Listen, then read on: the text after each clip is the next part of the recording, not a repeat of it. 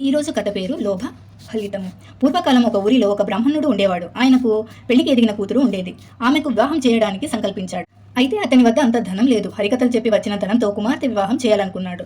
ఒకరోజు ఆ ఊరి రామాలయంలో హరికథ చెప్పడం ప్రారంభించాడు. నా కథను ఎవరు విన్నా వినకున్నా ఆ శ్రీరామచంద్రుడు కథ వింటాడు కదా అన్న ఆశతో చెప్పసాగాడు. నెమ్మదిగా హరికథ వినే శ్రోతలు పెరిగారు.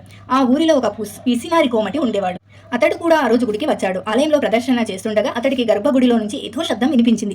జాగ్రత్తగా వింటే ఎవరో ఇద్దరు మాట్లాడుకుంటున్నట్లు అనిపించింది. కోమటి గోడకు చెవి ఆనించి ఆ మాటలను వినసాగాడు. గర్భగుడిలో శ్రీరాముడు హనుమంతుడు మాట్లాడుకుంటున్నారు. శ్రీరాముడు హనుమంతుని ఈ బ్రాహ్మణుడి కుమార్తె పెళ్లికి కావలసిన ధనాన్ని ఏర్పాటు చేయి అని ఆదేశించాడు. హనుమంతుడు అలానే ప్రభు, ఈ బ్రాహ్మణునికి 100 రూపాయలు అందజేస్తాను అని చెప్పాడు. కోమటి వీరిద్దరి మాటలు విన్నాడు. అతనికి ఒక దుర్బుద్ధి పుట్టింది.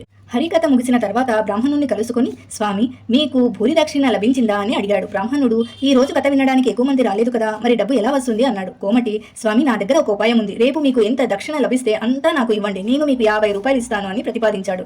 బ్రాహ్మణుడు అందుకు అంగీకరించాడు. హరికథ చెబితే ఎలాగో అంత డబ్బు రాదు, ఈ కోమటి 50 రూపాయలు ఇస్తున్నాడు కదా అని సంతోషించాడు. ఆ రోజుల్లో 50 రూపాయలకు ఎంతో విలువ ఉండేది. హనుమంతుడు ఎలాగైనా శ్రీరామచంద్ర ప్రభు ఆజ్ఞను అనుసరించి ఆ బ్రాహ్మణునికి 100 రూపాయలు ఇస్తాడు కదా, ఆ 100 రూపాయలు నేను తీసుకుని బ్రాహ్మణునికి 50 రూపాయలు ఇచ్చేస్తాను, నాకు ఇంకా 50 రూపాయలు మిగులుతాయి అని కోమటి ఆనందించాడు. లోభి దృష్టి ఎప్పుడూ డబ్బు మీదే ఉంటుంది కదా. శ్రీరాముడు దయాళుత్వము, ప్రభువు హనుమనితో అన్న మాటలు విన్న అతడికి భగవద్భక్తి జాగృతం కాలేదు సరికదా. భగవంతుడు పేదవానికి అనుగ్రహించిన ధనాన్ని తస్కరించాలని దుర్బుద్ధి కూడా పుట్టింది. మరునాడు హరికథ ముగిసిన తర్వాత కోమటి బ్రాహ్మణుని వచ్చాడు.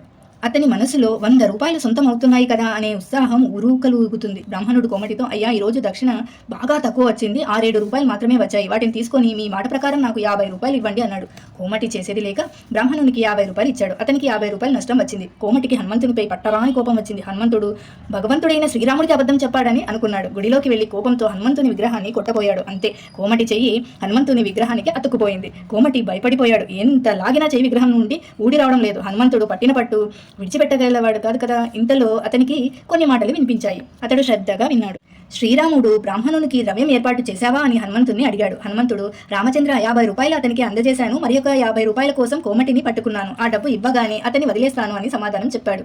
వారిద్దరి మాటలు విన్న కోమటి, తనను ఈ స్థితిలో ఎవరైనా చూస్తే అందుకని ఆంజనేయ, నన్ను క్షమించి వదిలిపెట్టు, మిగిలిన 50 రూపాయలు ఆ బ్రాహ్మణునికి సమర్పించుకుంటాను అని గట్టిగా అనుకున్నాడు.